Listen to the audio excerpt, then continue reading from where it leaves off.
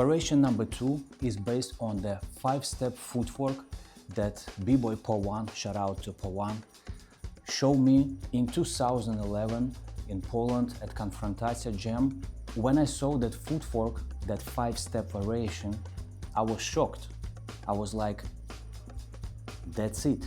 That's how you create detail inside of the pattern. That's how you put layer on already existing structure.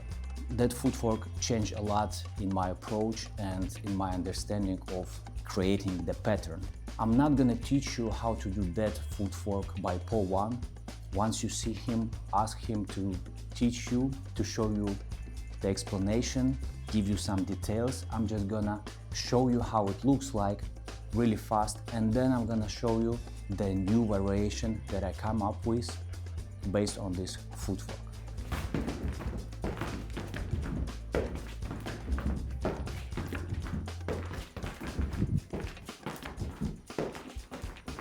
Yeah, pretty insane variation by Poe One.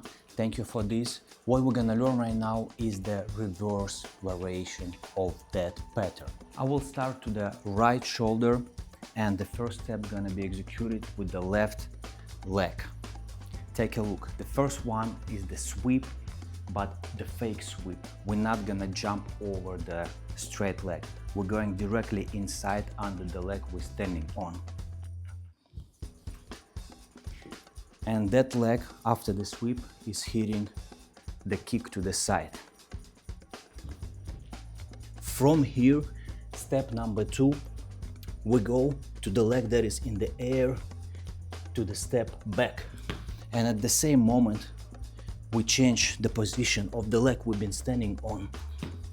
Step number 3, we go to the twist. Step number 4, we go back from the twist to straight leg position, and from here to 0 position. And again, inside, kick, boom, ba, boom, ba. 5 steps.